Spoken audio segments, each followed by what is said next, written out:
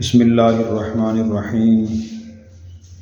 نبی کریم صلی اللہ علیہ وسلم کی نصیحتوں کا بیان چل رہا ہے، جو آپ نے اپنی امت سے خیر خواہی، ہمدردی، شفقت کی بنیاد پر امت کو نصیحتیں فرمائی ہیں۔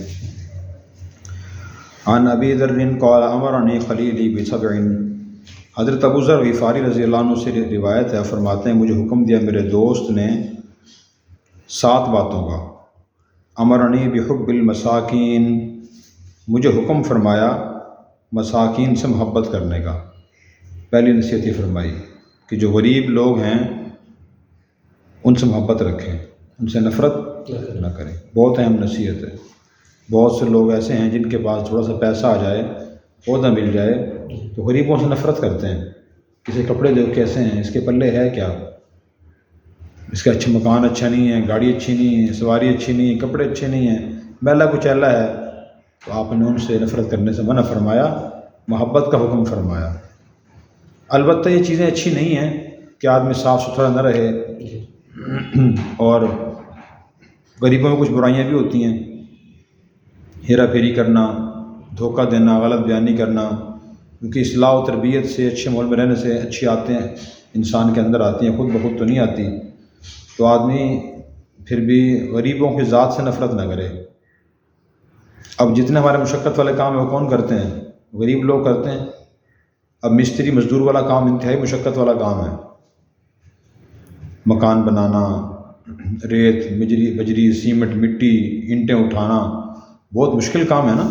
یہ کون لوگ کرتے ہیں؟ غریب کرتے ہیں۔ بوریاں اٹھانا، ہماری گندم کی آٹے کی بوری، گٹو 50 کلو کا بھرا ہوا، اسے گھر رکھ کے جانا، کون کرتا ہے کام؟ غریب لوگ کرتے ہیں۔ ریڑھی والا، فرشے والا ہے، 50 روپے لے کے سامان رکھاتا ہے گھر، 100 روپے لے کے، ہم تو نہیں اٹھا سکتے وہ سامان۔ ایسے ہی ہے جتنے مشقت والے کام ہیں، الیکٹریشین والا بجلی کام خطرناک کام ہے، تو جو لوگ کر رہے ہوتے ہیں ہم اکثر غریب لوگ ہوتے ہیں۔ لکڑی کام، لوہے کام، ویلڈنگ کا کام خطرناک مشقت والے کام ہوتے ہیں، تو غریب لوگ کر رہے ہوتے ہیں۔ تو اس لیے بندہ غریبوں سے نفرت نہ کرے، ان کی خدمات کی وجہ سے ان سے محبت کرے۔ وَالدُّنُوِّ مِنْهُمْ، اور مجھے حضور نے نصیحت فرمائی غریبوں کے قریب رہنے کی۔ البتہ بندہ کوشش یہ کرے کہ جو غریب اچھے اخلاق والا ہو اس سے قریب رہے۔ اچھے اخلاق والا جو پلمبر ہے، اچھے اخلاق والا الیکٹریشین ہے، اچھے اخلاق والا مستری ہے، مزدور ہے، جس کے اندر عادتیں اچھی ہیں، ہیرا پھیری نہیں کرتا، انہیں قریب رہے، ان سے معاملات کریں۔ وَأَمَرَنِي أَنْ أَنْظُرَ إِلَىٰ مَنْ هُوَ دُونِي، اور مجھے حکم فرمایا کہ میں دیکھوں اس شخص کی طرف جو مجھ سے کم ہے، یعنی دنیاوی لحاظ سے۔ وَلَا أَنْظُرَ إِلَىٰ مَنْ هُوَ فَوْقِي، اور میں نہ دیکھوں اس شخص کی طرف جو مجھ سے اوپر ہے دنیا کے لحاظ سے۔ یہ حکم فرمایا۔ پہلے گزر گئی حدیث یہ کہ جو آدمی اس طرح دیکھے گا تو وہ احساس کمتری میں مبتلا نہیں ہوگا، اسے اللہ تعالیٰ کا شکر ادا کرنے کی توفیق ہوگی، اسے پریشانی نہیں ہوگی۔ وَأَمَرَنِي أَنْ أَصِلَ الرَّحْمَ، اور مجھے حکم دیا کہ میں صلہ رحمی کروں۔ صلہ رحمی سے مراد یہ ہے کہ جو رشتہ دار ہیں، قریبی رشتہ دار، ماں کی طرف سے یا باپ کی طرف سے۔ ماں کی طرف سے کون ہوتے ہیں؟ نانا، نانی، ماموں، خالہ، ان کی اولادیں، اور والد کی طرف سے دادا، دادی، چچا، پھپھو، ان کی اولادیں۔ تو بندے سے اچھا سلوک کرے۔ اگر یہ لوگ غریب ہوں ان کی مدد کرے، ان کو اچھا مشورہ دے دے، اور ان سے ملتا رہے، ان کی خیریت دریافت کرتا رہے۔ بیمار ہو جائے تو عیادت کے لیے جائے گا، آسانی سے جا سکے تو فون پہ عیادت کرے، اور فوت ہو جائے تو جنازے میں جائے، کوئی خوشی نصیب ہو تو مبارکباد دے۔ تو یہ ہے صلہ رحمی، ٹھیک ہے۔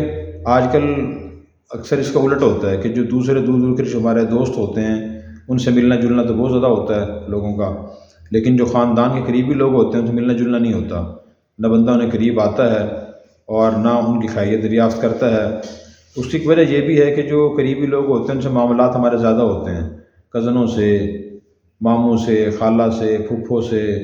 ماموں نے والدہ کی زمین نہیں دی، قبضہ کیا ہوا ہے، ہوتا ہے اکثر ایسے ہی ہو رہا ہے۔ چچا ہیں، انہوں نے والد کی زمین پہ قبضہ کیا، وہ دیتے نہیں ہیں۔ تو ان سب غلطیوں کے باوجود بندہ اللہ کی رضا کے لیے ان سے صلہ رحمی کرتا رہے، ملتا رہے، خیریت دریافت کرتا رہے۔ صلہ رحمی کے حدیث میں بہت فائدے بیان کیے گئے ہیں۔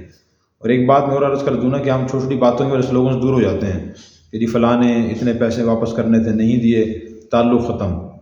یہ کمال نہیں ہے۔ کمال یہ ہے کہ آدمی ان تمام زیادتیوں کے باوجود اپنی طرف سے اچھا بدلہ دینے کی کوشش کرے، اچھے اخلاق سے پیش آئے۔ اچھے بندے سے ہر بندہ اچھی طرح پیش آتا ہے، لیکن کمال کیا ہے کہ آدمی کے اخلاق اچھے نہیں ہیں، اس کے اعمال اچھے نہیں، معاملات درست نہیں ہیں، آپ پھر بھی اچھے اخلاق سے پیش آئیں، یہ آپ کا ظرف وسیع ہونے کی علامت ہوگی کہ آپ کا ظرف وسیع ہے۔ جیسے دریا ہوتا ہے نا، اتنا ہی پانی ڈال دیں اس میں، اکثر وہ پانی باہر نہیں نکلتا، ظرف وسیع ہوتا ہے اس کا۔ چھوٹے برتن میں آپ زیادہ پانی ڈال دیں وہ فوراً باہر نکل آئے گا۔ تو وسیع ظرف ہونے کا ثبوت دے آدمی، اور رشتہ داروں کی چھوٹی غلطی کے باوجود ان سے ملتا رہے، تعلق ختم نہ کرے، قطع رحمی نہ کرے، صلہ رحمی کرنے کی کوشش کرے۔ سمجھ آ گیا؟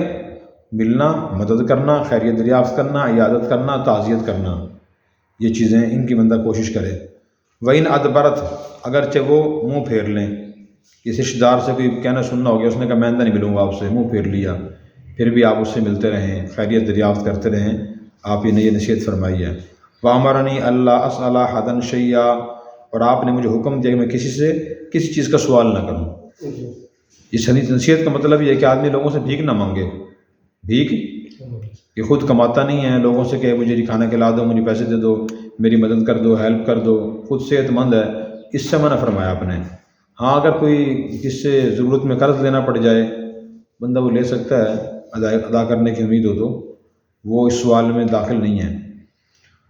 وَأَمَرَنِي أَنْ أَقُولَ بِالْحَقِّ وَإِنْ كَانَ مُرًّا، اور مجھے حکم فرمایا کہ میں کہوں حق بات اگرچہ وہ کڑوی ہو، جب بھی کہوں حق بات کہوں اور اگرچہ کڑوی بات ہو۔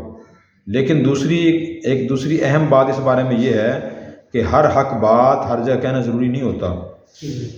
حق بات بھی آپ وہاں کہیں جہاں اس کی ضرورت ہو، جہاں ضرورت نہیں ہے وہاں حق بات آپ کہہ رہے ہیں، اس سے مسائل پیدا ہو سکتے ہیں۔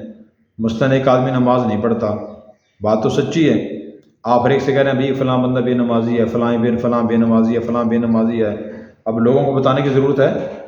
نہ آپ کے ذمہ فرض ہے، نہ واجب ہے، نہ سنت ہے، نہ مستحب ہے کہ لوگوں کو بتاتے پھریں کہ فلاں بے نمازی ہے، بے نمازی ہے، بے نمازی ہے۔ حق بات تو حق ہے، لیکن آپ کی اس سے لڑائی ہو جائے گی، اور یہ بات کہنا ضروری بھی نہیں ہے۔ ہاں جہاں کوئی لڑائی ہوگی دو آدمیوں میں، اور وہاں کوئی بندہ پوچھتا ہے آپ سے میں نے فیصلہ کرنا ہے، مفتی صاحب پوچھتے ہیں، جج پوچھتا ہے، کوئی تھانے آپ سے پوچھتا ہے، برادری کا بڑا آدمی نے فیصلہ کرنا ہو پوچھتا ہے آپ سے کہ آپ بتائیں اس معاملے میں غلطی پہ کون ہے، ذاتی کس کی طرف سے ہے، وہاں آپ نے حق بات کہنی ہے۔ اب یہاں بھی لوگ ڈنڈی مارتے ہیں، کہتے ہیں جی میں کچھ نہیں کہہ سکتا جی، یہ میرا بھائی ہے، وہ بھی میرا بھائی ہے، یہ رشتہ دار ہے، وہ بھی رشتہ دار ہے، یہ بھی دوست ہے، وہ بھی دوست ہے، اگر میں اس کے خلاف گواہی دوں تو یہ ناراض ہو جائے گا، اس کے خلاف گواہی دوں تو وہ ناراض ہو جائے گا۔ لوگ یہ کر رہے ہوتے ہیں نا، ڈبل گیم کر رہے ہوتے ہیں، منافقت کر رہے ہوتے ہیں، یہ غلط طریقہ ہے۔ جہاں واقعی بات کہنے کی ضرورت ہو تو آپ وہاں کہہ دیں اتنی بات کہ بھائی میں نے یہ معاملہ دیکھا تھا اور یہ واقعہ ایسے پیش آیا تھا اور اس معاملے میں فلاں غلطی پہ ہے۔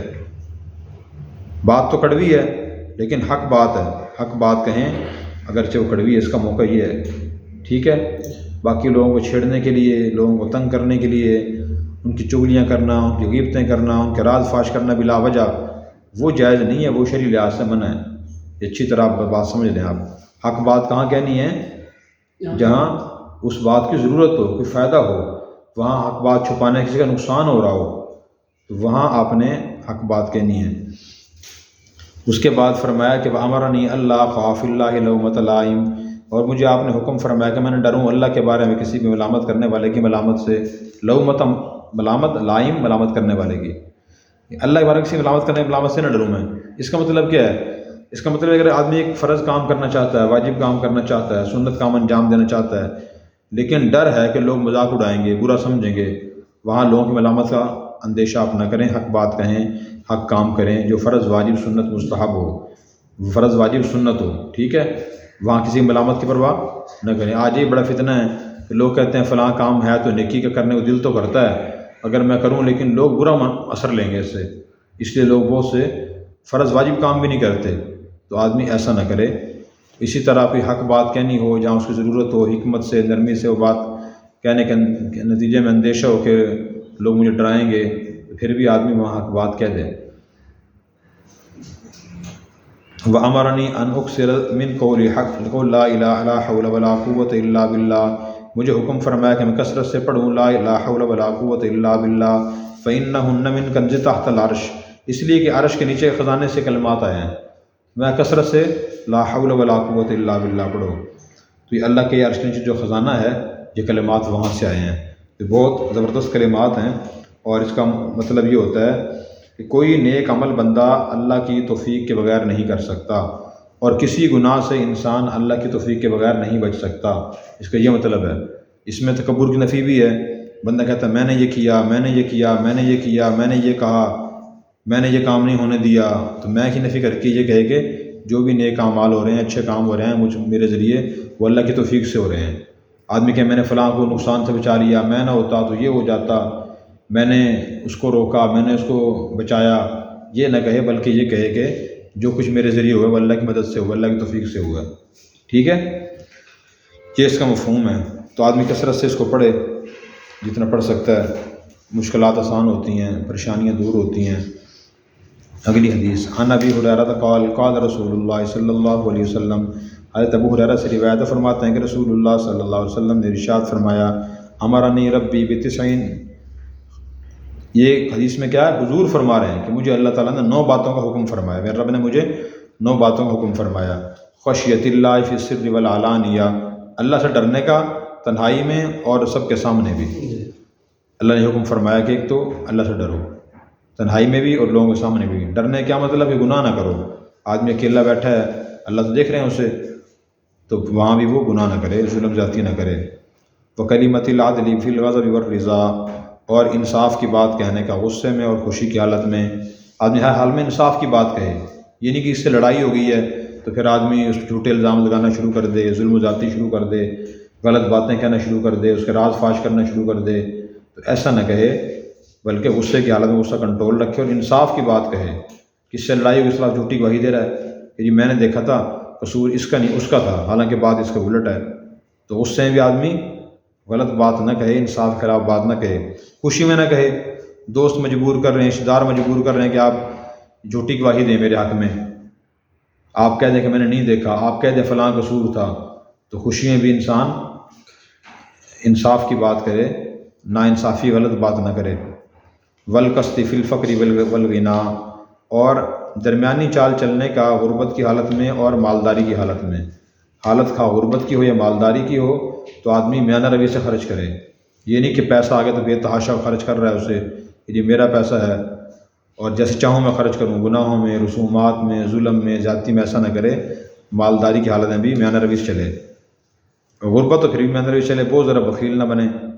وان اصل من قطعنی، اور میں صلہ رحمی کروں اس سے جو مجھ سے تعلق توڑے، جو تعلق توڑ رہا ہے غلط فہمی کی وجہ سے، میں اس سے تعلق جوڑنے کی کوشش کروں۔ البتہ ایک صورت سے مستثنیٰ ہیں، ہر حکم کی نا مستثنیٰ صورتیں بھی ہوتی ہیں۔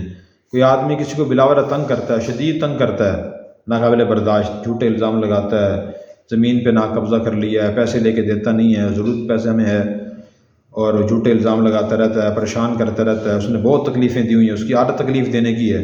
کوئی رشتہ دار ایسا ہوتا ہے نا، موذی ہوتا ہے، وہ سانپ بچھو والا کام کرتا ہے، سانپ بچھو ڈستے ہیں نا جہاں ملتے ہیں، تو بعض رشتہ دار ایسے ہی ہوتے ہیں، تو پھر آدمی کوشش کرے ان سے ذرا کنارہ کر لے، تعلق بالکل تو نہ توڑے کہ بالکل ہی بات چیت ختم کر دی، اتنا رکھے کہ بیمار ہو جائے، فون پہ جا کے خیریت دریافت کر لے، فوتگی ہو جائے تو جا کے تعزیت کر لے، جنازے میں شریک ہو جائے، اتنا رکھے، لیکن بہت ذرا ملنا جلنا نہ رکھے تو اسی گنجائش ہے۔ اس لیے کہ جب بھی وہ ملے گا تو وہ تکلیف دے گا، نقصان پہنچائے گا، وہ ایسے لوگ بھی ہیں۔ ایسے لوگوں کے بارے میں اللہ نے فرمایا کہ جو ان کی معاملات اخلاق خراب ہوں، یہ جانوروں سے بدتر ہیں، یہ جانوروں سے بھی بدتر ہیں۔ وَأُوتِيَ مَنْ حَرَمَنِي، اور میں اسے دوں جو مجھے محروم رکھے۔ ایک آدمی غریب ہمیں کچھ دیتا نہیں، دے نہیں سکتا بیچارہ، وہ ہم اسے دیں، یہ رب نے حکم فرمایا۔ وَأَعْفُ عَمَّنْ ظَلَمَنِي، میں معاف کروں اس کو جو مجھ پر ظلم کرے۔ کس نے ظلم کیا غلط فہمی کی وجہ سے، وقتی جوش کی وجہ سے، جذبات کی وجہ سے، اسے معاف کر دیں۔ وَأَن يَكُونَ صَمْتِي فِكْرًا، یہ کہ میری خاموشی غور و فکر کا باعث ہو۔ پیچھے گزری تھی حدیث سے، بندہ جب بھی بیٹھے فضول نہ بیٹھے، کوئی بات سوچتا رہے، ہر وقت سوچتا رہے، دین کی بات، دنیا کی بات، یہ کام کیسے ہوگا، یہ کام کرنا چاہیے نہیں کرنا چاہیے، کیسے کریں، صحیح ہے یا غلط ہے، سوچتا رہے۔ وَنُطْقِي ذِكْرًا، اور میرا بولنا ذکر کا باعث ہو، اللہ کی یاد کا، تلاوت کریں، اللہ کا ذکر کریں، اچھی بات کسی کو کہیں، فضول باتیں نہ بولیں۔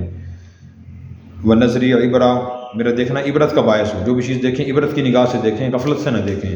آسمان دیکھیں، درخت دیکھیں، زمین دیکھیں، پانی دیکھیں، ماں باپ کو دیکھیں آپ تو دیکھیں بھی اللہ تعالیٰ نے کیسے چیزیں بنائی ہیں اور کتنے لوگ ہمارے محسن ہیں. وآمر بالعرف، اور میں حکم دوں نیکی کا. وقیل بالمعروف، ایک روایت میں کہ آپ نے معروف فرمایا، عرف نہیں فرمایا. بندہ نیکی کی تلقین کرتا رہے. تو یہ وہ 9 نصیحتیں ہیں جو نبی پاک صلی اللہ علیہ وسلم کو اللہ تعالیٰ نے فرمائی. اللہ تعالیٰ ہمیں عمل کرنے کی توفیق عطا فرمائے.